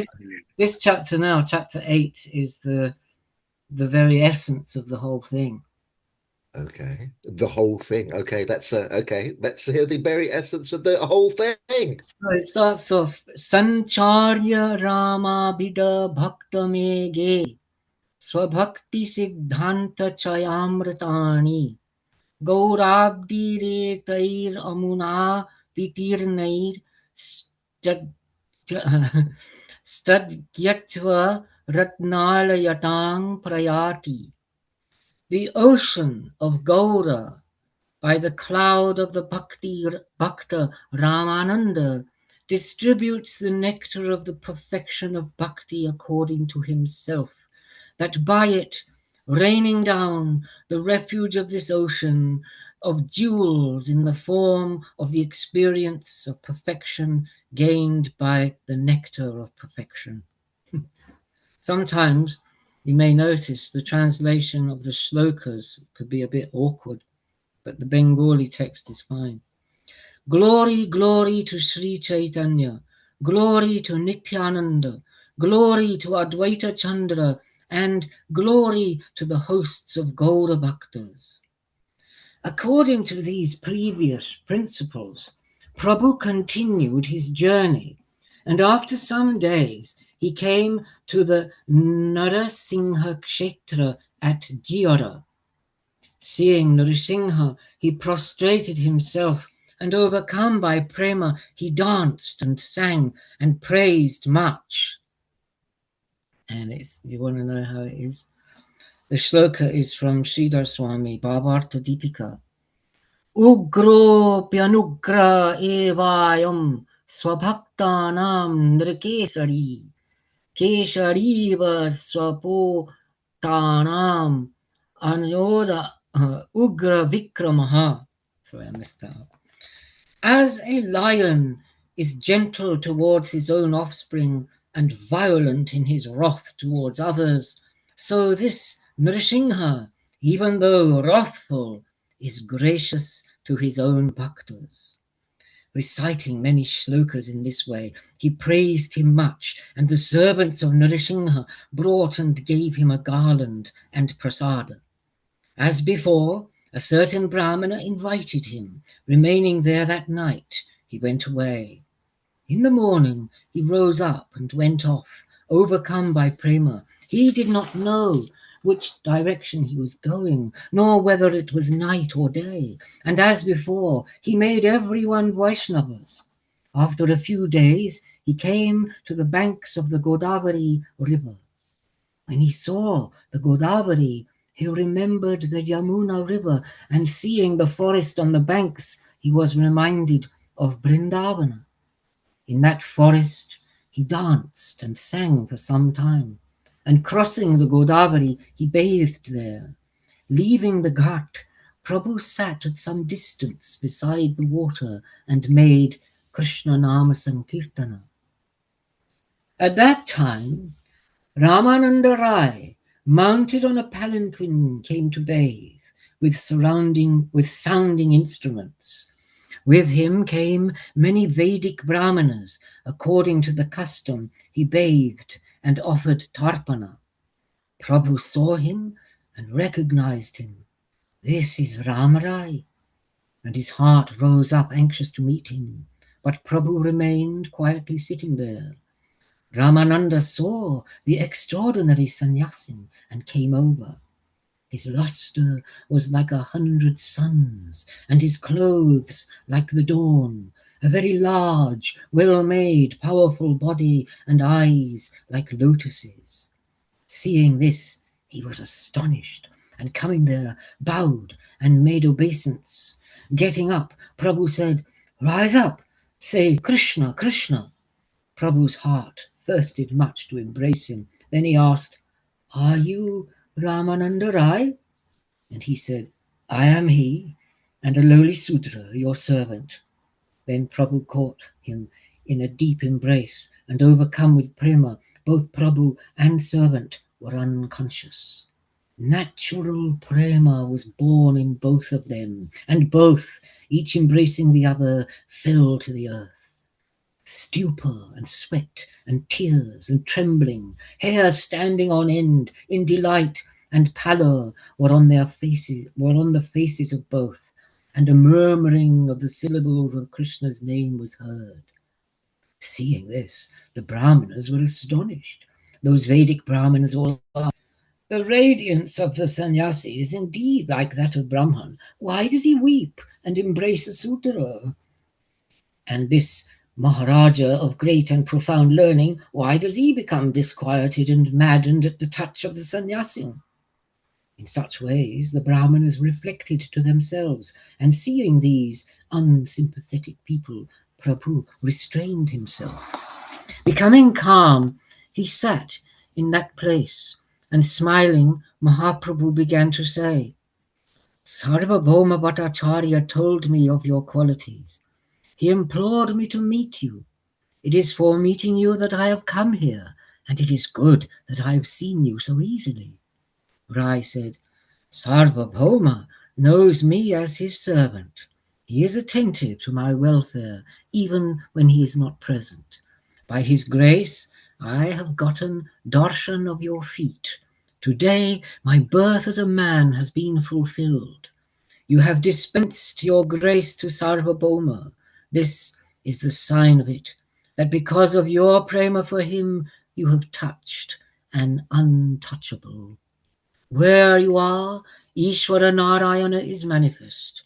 Where am I? Where I am, a servant of the king, a man concerned with the world, a lowly Sudra. You did not abhor to touching me out of respect for the Vedas, for you even look upon me as forbidden by the Vedas. Because of your grace, you have done such deeds for which you can be reproached. You are Ishvara incarnate. Who knows your innermost secret? To save me, you have come here. You are most full of mercy. You are the savior of the fallen. This is the true nature of a great man, to save the lowly. It is not work appropriate to him, but still he goes to the lowly man's house.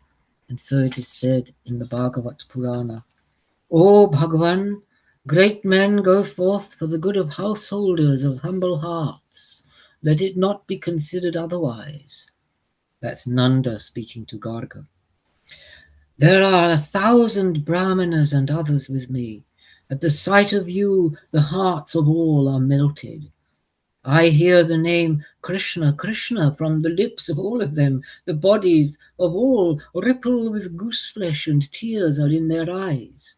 In your form and in your nature are the signs of Ishvara. It is not possible that these immaterial qualities be in a jiva. Prabhu replied, You are the greatest of Mahabhagavatas.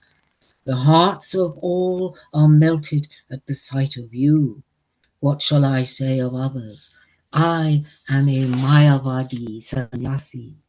At your touch, I float in prema for Krishna. I know this, that to purify my hard heart, Sarvabhauma told me to meet you. In this way, each praised the qualities of the other, and each, at the sight of the other, got joy in his heart. At that time, a Vedic Vaishnava Brahmana came bowing to extend Prabhu an invitation. He honored the invitation, for he knew him to be a Vaishnava, and smiling a little, Prabhu said to Ramananda, I have a desire to hear words of Krishna from your mouth, and that again I gain darshan of you. Rai replied, if you come to purify impure ones, not by a single darshana can the impurities of my heart be cleansed. Remain for several days and succor it. Then my evil heart can be made pure. Although the separation could not be endured by either of them, still Ramananda Rai bowed and went away. Prabhu then went to the house of that Brahmana and ate there, and both being restless, the evening finally came. Prabhu bathed and performed the evening rituals and waited there, and Rai came with a single servant to meet him. Rai made obeisance, and Prabhu embraced him, and they talked together, sitting in a solitary place. Prabhu said, I'll find the shlokas. Prabhu said, recite a shloka which demonstrates that which is to be gained. And Rai said, Vishnu Bhakti is the observance of one's own dharma. And so it is said, Varanashram Charitamrta Purushena Parapuman Vishnur Aradyati Pantha Nanyat Tattoshakaranam. By those who follow the Varanashrama Dharma in the Para Purusha Vishnu is the Para Purusha Vishnu worshipped. There is no other means of gaining him. Prabhu said, this is superficial. Say what lies deeper. And Rai replied, the presentation of karma to Krishna is the essence of sadhya. Yat, and so he quotes, Yat karosi yadashnasi yad juhosi dadati yat tapashyasi kaunteya tat kurusva madarpanam. Whatever you do or eat or offer or give or mortify, Kaunteya, make that an offering to me. Prabhu said, this too is superficial. Say what lies deeper. And Rai replied, the abandonment of Swadharma is the essence of sadhya. And then another verse. Agyaivam gunan doshan nayadishtapi swakan dharman santyajya sarvan mang bhajet sacha sattamaha. He who abandons his own full dharma, even though propounded by me, being aware of its qualities and faults, and worships me, he is the best of men. And again, Sarva dharman parityajya mamekam sharanam braja aham tvang sarva papebhyo mokshayishyami masucha. Abandon all the laws and instead seek shelter with me alone. Be unconcerned. I shall set you free from all evils. Prabhu said, this is still superficial. Say what lies deeper. And Rai replied, Bhakti mingled with jnana is the essence of sadhya, and it's Brahma bhutaha prasannatma na sochati na kankshati sama sarveshu bhuteshu madbhakting labhati param. Having become Brahman, serene of spirit, he does not grieve, he does not crave. Equable to all creatures, he achieves the ultimate bhakti of me. Prabhu said, this is superficial. Say what lies deeper. Rai replied, Bhakti, devoid of jnana, is the essence of sadhya. And he quotes a verse, Jnane prayasamudapasya namanta eva jivanti sanmukaritang bhavadiya vartang sthane stitah shrutigatang tanuvang manobhirye prayasopyajita jitopyasi Taistrilokyam. O unconquerable conquered one, you are often controlled by those in the three worlds who live paying heed in body, heart, and speech to the words and actions of you and your bhaktas, and according to the shrutis heard from the mouths of sadhus, and in the place of sadhus, abandoning completely attempts and refuge in jnana. Prabhu said, this is so, but tell what is deeper. And Rai said, Prema Bhakti is the essence of all sadhyas. And then he quotes another verse. I won't bother with them because it gets too distracting. This is from Padyavali. O Bhakta, If he is worshipped with prema in various means and attentions, the heart of him who is friend of the wretched is melted in happiness, as when strong hunger or thirst is felt in the stomach, water and food are the sources of pleasure to it. And again, if any means can be found, then buy the wisdom which is gained by the self. But one's own strong desire is the sole price in the purchase of this, and this cannot be had through good actions in a crore of births. Prabhu said, "This is true, but speak of further things." And Rai replied, "Dasya prema is the essence of all sadhya." Quote, "That man who only hears the name becomes pure. What is the want of such servants of him whose feet are to be sought?" And again from Jamunacharya, "When will I, by my other desires being stilled, be fulfilled in joy by eternal service to you and become your constant servant?" Prabhu said, "This is so, but there is more further on." And Rai replied, "Sakya prema is the essence of all sadhya." And so it is said, "They, worshipful for the merit they had earned, played with him, whom the followers of Maya consider as a human child, and whom worshippers in the Dasya Bhava consider to be the God to be fully adored, and whom those who follow Jnana consider to be the experience of the pleasure of Brahman." Prabhu said, "This is most excellent, but there is more." And Rai replied, "Vatsalya prema is the essence of all sadhya." And so it is said, "O Brahmana, that holy work engendering such great merit, what holy work engendering such great merit did Nanda do, or the most blessed Yashoda that Hari suckled milk from her breast?" And again, "Such grace as the Gopi received from the giver of Mukti, Brahma did not receive, nor Shiva, nor even his most beloved Shri." Prabhu said, "This is most excellent, but there is more." And Raya replied, "Prema for the Blessed One is the essence of all sadhya." And so it is said, "That grace which rose up for the beautiful women of Braja, who received the blessing of necks embraced by his arms at the time of the Rasa celebration, was not vouchsafed even to Shri, eternally beloved, or heavenly women, whose scent is like lotuses, so why others?" And again, "After the various lamentations of the gopis in the Rasa Lila, he suddenly appeared among them, dressed in a yellow robe, with a garland of wild flowers and a smiling face, like Madana, the mind stealer manifest." That's a famous one. "Tasam avira bhutsauri smayamana mukambuja." That verse. So there are multifarious means for gaining Krishna, but the differences in gaining Krishna are also many. Whoever has a particular bhava, that is best of all. If they are examined impartially, it appears that they are different.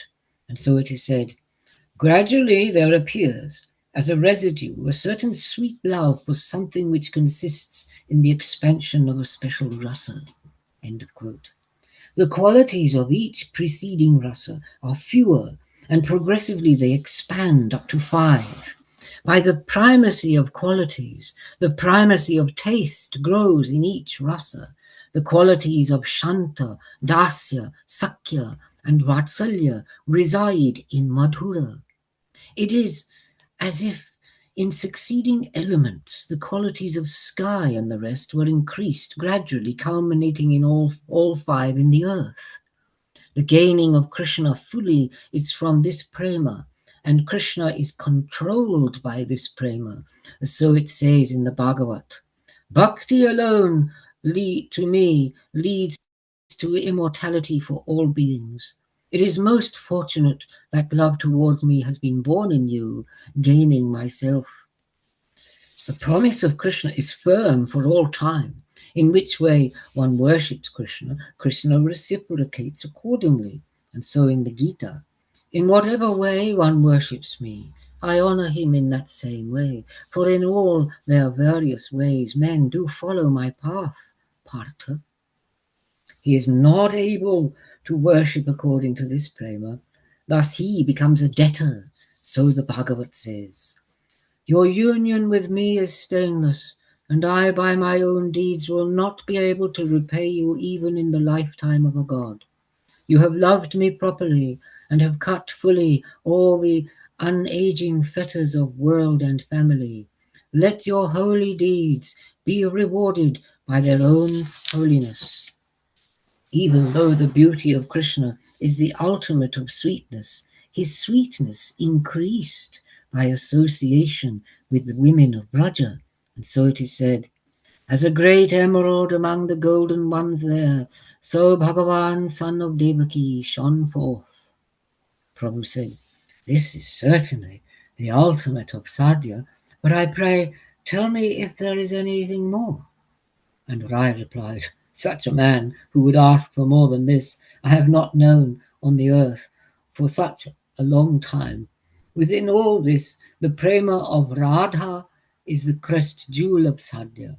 The greatness of this is witnessed by all the Shastras, and so it is said, just as Radha is the beloved of Krishna, so is she a reservoir of love for him. Among all the gopis, she alone is perfectly loved by him. And again, surely the Bhagavan Hari was worshipped by her so that he abandoned us and happily led her away in secret. Prabhu said, say more, for I gain happiness in hearing. An unprecedented stream of nectar flows from your mouth. He stole Radha away in fear of the gopis. If it is dependent upon others, the profundity of prema does not manifest itself. If he openly abandoned the gopis in favor of Radha, then we know the depth of Krishna's love for Radha. Rai said, hear the greatness of that love, for in the three worlds there is no equal for the prema of Radha. Having left the circle of the rasa dance of the gopis, he wandered lamenting in the forest, looking for Radha, and so it is said in Gita Govinda. Krishna, the foe of demon Kamsa, abandoned all the beautiful women of Braja and held Radha to his heart, her by whom the fetter was tied by the vasanas of worldly existence. And again, and that Madhava, pained in his heart by the blow of the arrow of Ananga, went searching here and there for Radha, his heart burning and repentant in the groves on the bank of Kalinda's daughter. If we examine the meaning of these two shlokas, we will know. On examination, it will rise up like a well of nectar. He was with 100 crores of gopis in the Rasa Vilas, yet within it one murti remained next to Radha. Seeing the equality of ordinary prema everywhere, the crooked love of Radha became trickery. And so it is said, like a snake are the ways of love, by nature crooked. Thus mana is produced, both with and without reason, in young men and women. Being angry, she left the rasa dance in a pique, and not seeing her, Sri Hari was very disturbed. The Rasa Lila was fully the essence of the desire of Krishna, and Radhika was the fetter to his desire for Rasa Lila. Without her, the Rasa Lila did not blossom in his heart, and leaving the circle, he went to search for Radha. Wandering here and there, he found Radha nowhere. He was repentant and grieved by the arrow of Kama. Among the 100 crores of gopis, the fire of Kama was not extinguished. By this can be deduced the qualities of Sri Radhika. Prabhu said, it was for this that I have come to your place, for knowledge of the truth about matters of rasa. Now I have seen a demonstration of that which is to be served and that which is to be gained. But I want to hear a little more. Tell me of the Swarupa of Krishna and the Swarupa of Radhika. What is the truth of rasa? What is the form of the truth of prema? Being merciful, tell these truths to me, for except for you, no one is able to explain the matter." Rai replied, "I know nothing about these things. I speak the words that you cause me to speak. I recite your teaching, just as a parrot recites. You are the manifest Ishvara. Who can understand your play? You suffuse my heart, and you cause my tongue to speak. I do not know whether what I say is good or bad." Prabhu said, "But I am a sannyasi who is a Mayavadi. I do not know the truth about bhakti. I float in the Mayavada. In the company of Sarvabhauma, my mind became purified. I asked him questions of the truth of the bhakti of Krishna, and he said, 'I know nothing of the matters of Krishna. Among all people, Ramananda knows, and he is not here. So I have come to your place, having heard of your greatness, and you praise me, knowing me to be a sannyasin. Whether a man is a brahmana, or a sannyasin, or a sudra, he who is versed in the truths of Krishna is a guru. Do not evade me by calling me a sannyasin, but speak the truth of Radha and Krishna and fill my heart.'" So we leave it there, because it goes on and we're running out of time. And now are we running after time? Is that what we do? Are we doing, or are we just plunging into the Amrita of the Chaitanya? I mean, if you went, because we did start late, so I think for our 2-hour session. I mean, I'm just relishing this so much myself personally. I think everybody else is. I'll read this short paragraph here, and then Dina can perhaps read after that. Okay, then. Even though Rai was a premi among the Mahabhagavatas, the magical power of Krishna could not hide from his heart. And so the most powerful desire of Prabhu he understood, and the heart of Raya was trembling.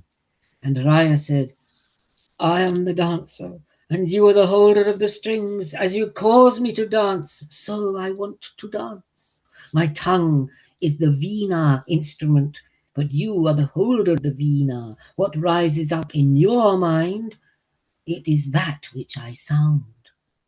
Krishna is the highest Ishvara, Swayam Bhagavan, the container of avatars and the chief cause of everything.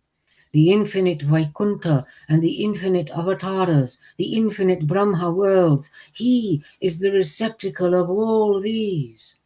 He is Brajendra Nandana, whose body is Sat, Chit and Ananda. He possesses all majesty, all Shaktis, and is full of all rasa." Dina. Shloka 29. Yeah, Dina? Yeah. Shloka 29. Brahma Samhita 5.1. Huh.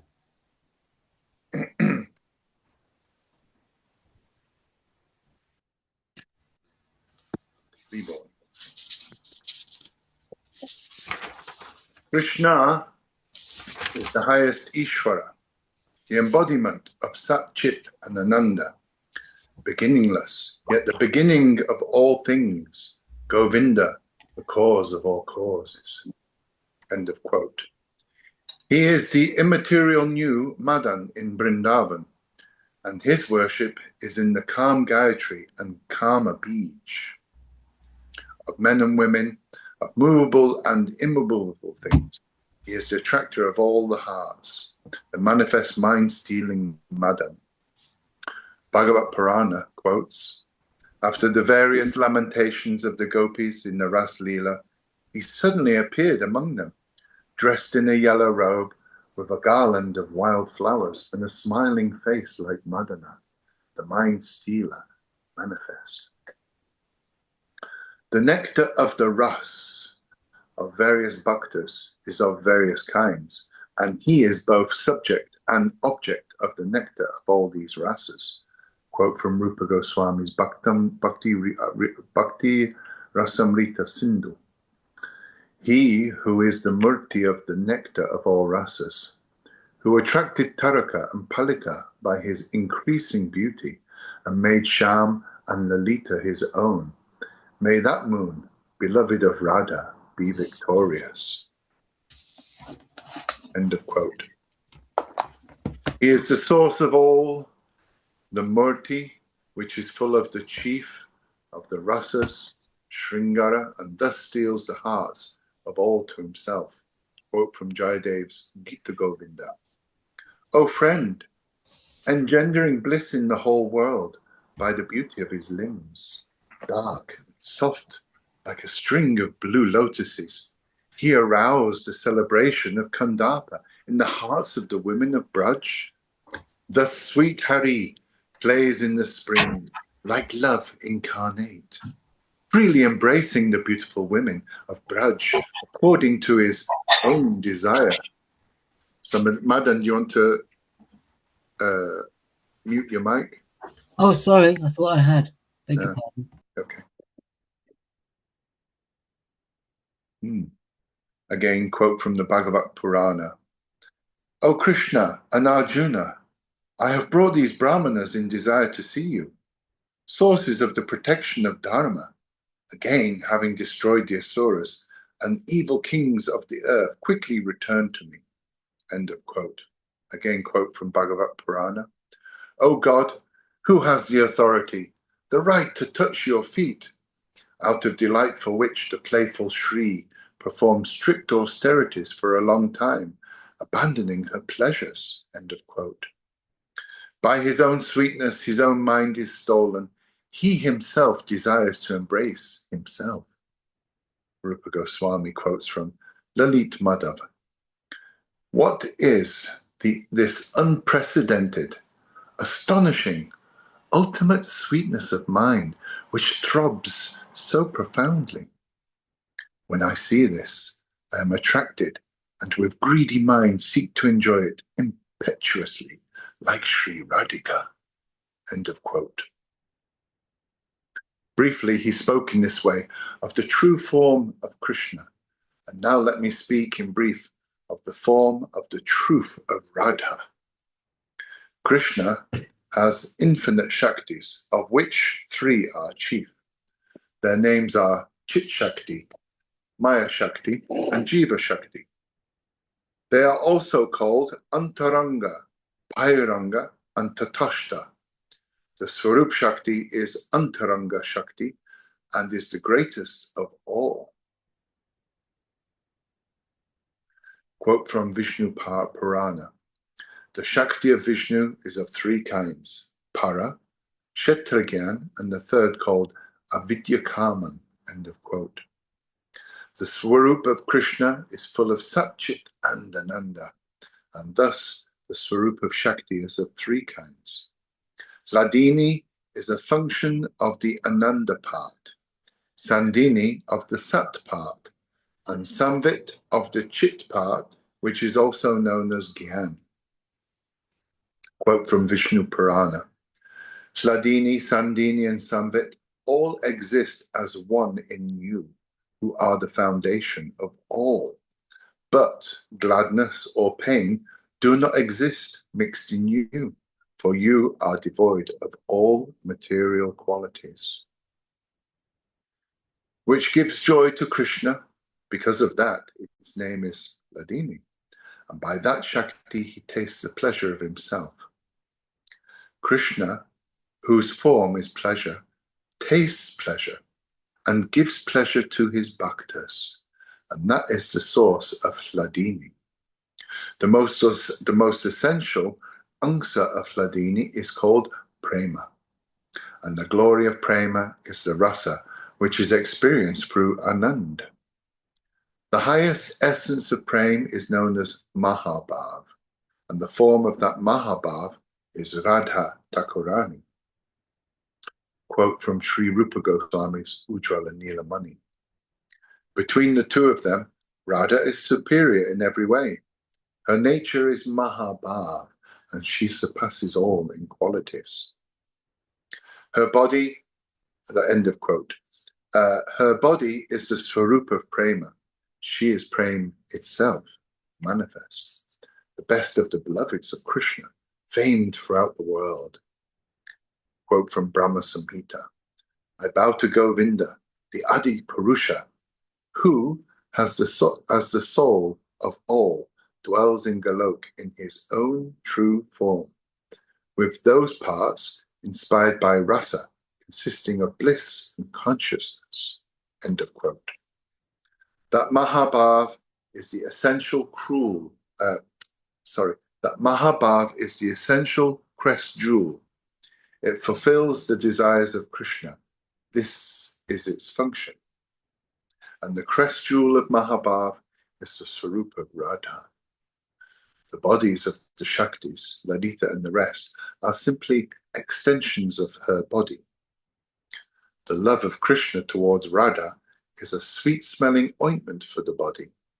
By it, her body, the color of glowing fire, becomes even sweeter in its scent. The first bath is in the stream of the nectar of compassion. The middle bath is in the stream of the nectar of youth, and the final bath is in the stream of the nectar of beauty. The sham-colored silk sari, which she wears in her own modesty. The passion of Krishna is the second, dawn-colored cloth. Her breast is hidden by the blouse of her man and her love. The saffron is her beauty, and her sandalwood the love of her sakis. And the radiance of her smile is the camphor. With these three, her body is anointed. The rasa of burning passion of Krishna is full of musk, and with that musk her body became anointed. The deceit of her hidden man is the decoration of her hair, and the ground scent on her body is the quality of her own dhira dhira. Her lips burned with red of the tambul passion. Her lips burned with the red of the tambul passion. And the guile of prem is the kohl on her eyes. Kohl means carilium, kajal.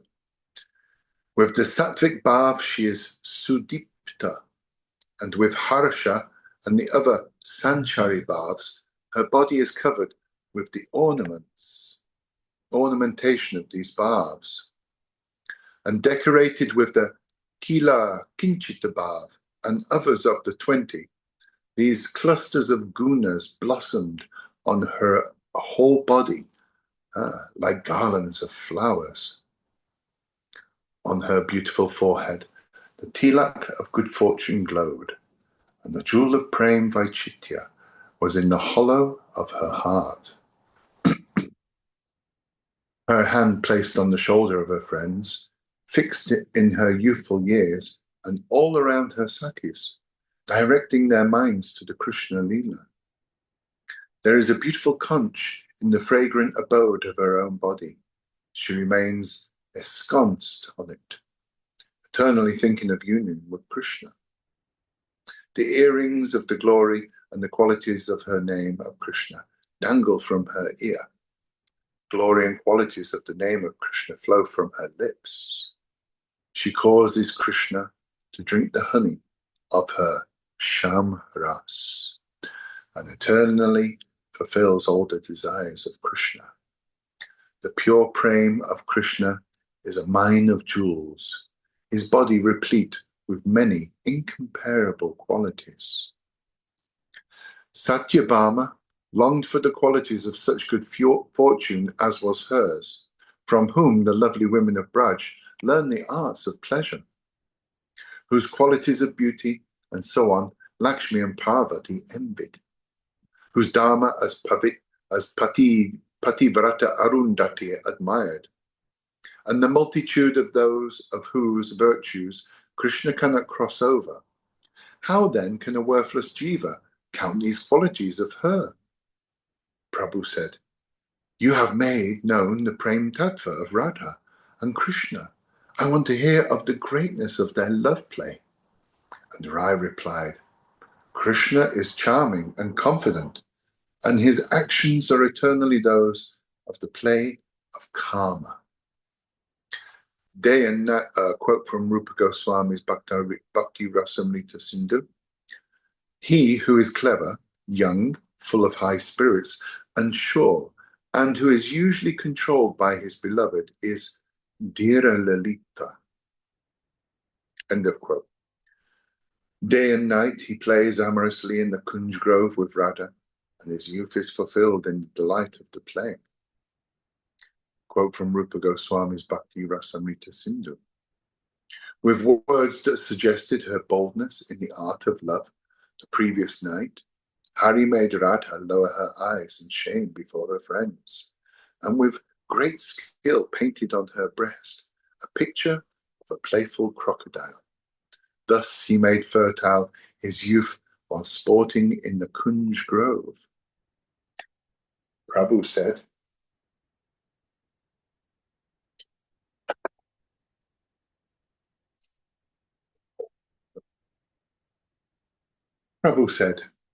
"This is so, but say what comes after." And Roy replied, "Farther than this my intellect cannot venture. There is one variation of Prem Vilas, but whether or not you will be pleased when you hear it, I do not know." And so saying, he sang a song he had himself composed in Prem. Prabhu placed his hand over Ramananda Rai's mouth, and this was the song. I fell in love in the twinkling of an eye. Day after day it grew, and still did not reach an end. He was no Ramana, nor I a Ramani. The desires of both our hearts were ground together. O friend, all these tales of love you tell to Kanu, lest he forget. We did not seek a messenger, we sought no other. The five-arrowed one was intermediary in matters of union. Now he is angry, and you are my messenger. Is such the way of a good man? Can I just interject something there, Dina? Sure. Yeah. Where it says in Rai Ramananda's song, he was not no Ramana, nor I a Ramani. Yeah. What that implies is that both Radha and Krishna didn't know who they were. Their prem has united them, Yeah. and they become unconscious of who they actually are. Yeah. She doesn't know who she is, and he doesn't know. They don't know who's the male or the female. This is prem Vaichitya, isn't it? That's right. Yeah. Wow, it's beautiful. So, right. Yeah. Thank you. Yeah. So Rupa Goswami quotes from Ujjvala Nila Mani. O Lord of these woods and forest groves, the wise architect of passion has slowly melted with sweat the lac which is your heart and that of Radha, and has joined separate elements as one within this Brahma world, and in vermilion, in the form of the passion of man, he has painted pictures in various ways, pleasing himself. That needs some unfolding, that does. Prabhu said, end of quote, Prabhu said, this is the ultimate of that matter which is to be gained, and it has been known for certain by your grace. And no one can attain what is to be gained without the means of gaining it. Be merciful and explain the method of gaining it. Rai said, I speak those words which you cause me to speak, and I do not know whether I have spoken well or ill. What man is there, steadfast within the three worlds, who can be unmoved in the dance of your Maya? You are the speaker through my mouth, and you are the hearer. Then hear the most secret description of the sadhana. For the Lila of Radha and Krishna is a most profound matter, and is not perceived by the Dasya Vatsalya and the other bhavas. Among them all, only that of the Sakis has the power, and the spread of this Lila is from the Sakis. Apart from the Sakis, this Lila is not nourished, and in spreading this Saki Lila, the Sakis taste it. Apart from the Sakis, there is no other who participates in this Leela. It is accessible for him who participates in the Sakhi Bhav, and one gains what is to be striven after, the service of Radha Krishna in the grove. There is no other method to gain it. Krishnadas Kaviraj quotes from Govinda Lilamrita. Ishvara is nourished only through Chit Shakti, so the love of Radha and Krishna, self-manifest in the form of intense pleasure, cannot retain the nourishment of rasa. Apart from those who are his own, should not any ras-knowing person take refuge at the feet of those Sakhis? Always questioning, should not any rasa-knowing person take refuge at the feet of those Sakhis? End of quote. The nature of the Sakhis is an inexplicable matter. Sakhis are not concerned about their own Leela with Krishna, but they bring about the Leela of Radha and Krishna and get a crore of pleasures more than they would from their own lovemaking. The Swarup of Radha is the creeper of paradise of the Krishna Prem, and the Sakhis are its shoots and flowers and leaves. If the creeper is sprinkled with the nectar of the Leela of Krishna, then the happiness of the shoots, etc., is a crore of times greater than from their own fermentation. Krishnadas Kaviraj quotes from Govinda Lilamrita. The Sakhis of Radha, who is like the Prem creeper, as the essence of all things. The Hladini Shakti of him, who is the moon to the lotuses of Braj, are like new shoots, leaves, and flowers, and like Radha herself.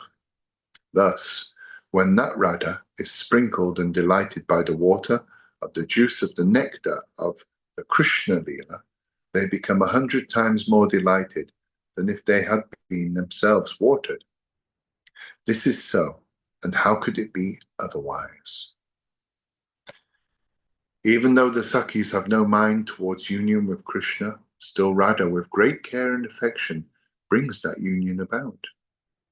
By many wiles, she sends them to meet with Krishna, and from this gains a crore of times more pleasure than from her own union with him. For pure prema between them all nourishes rasa, and seeing the love of them all, Krishna is satisfied. The prema of the gopis is natural. There is no material sexual desire in it.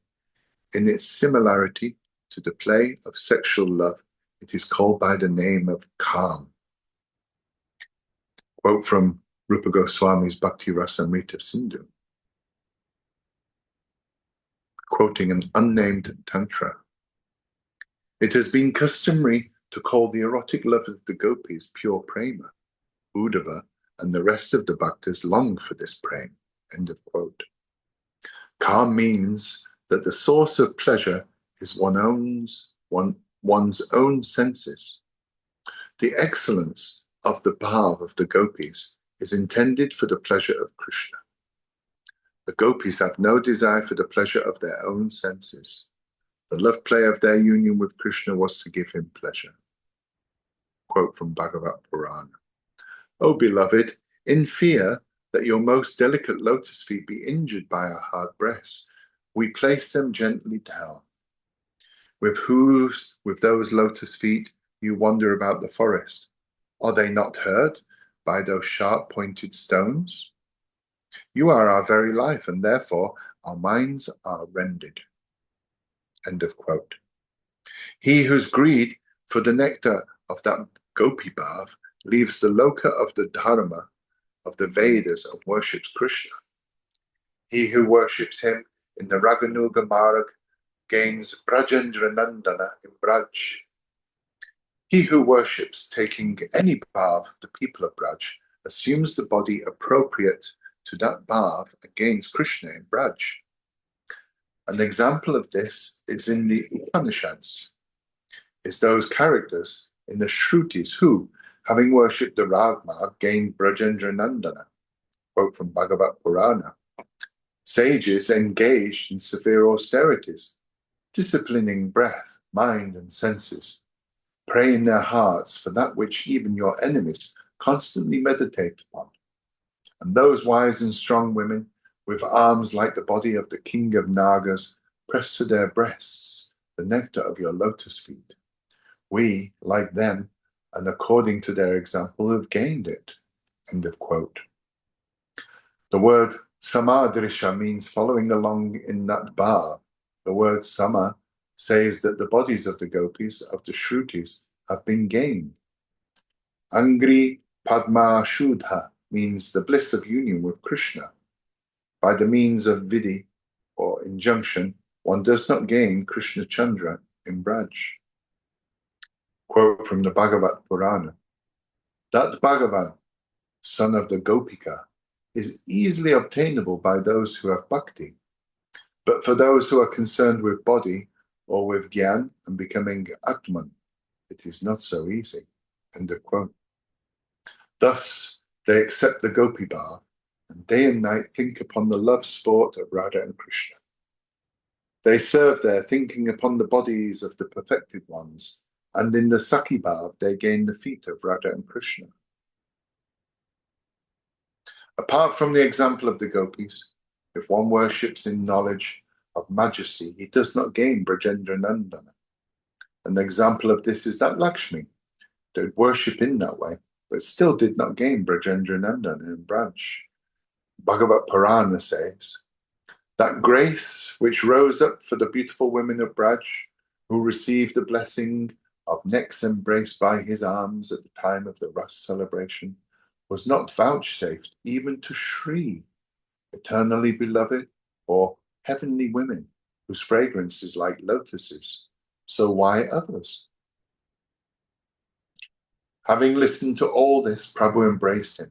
Both wept on each other's necks. This way, absorbed in praying, they passed the night, and in the morning each went about his own occupation.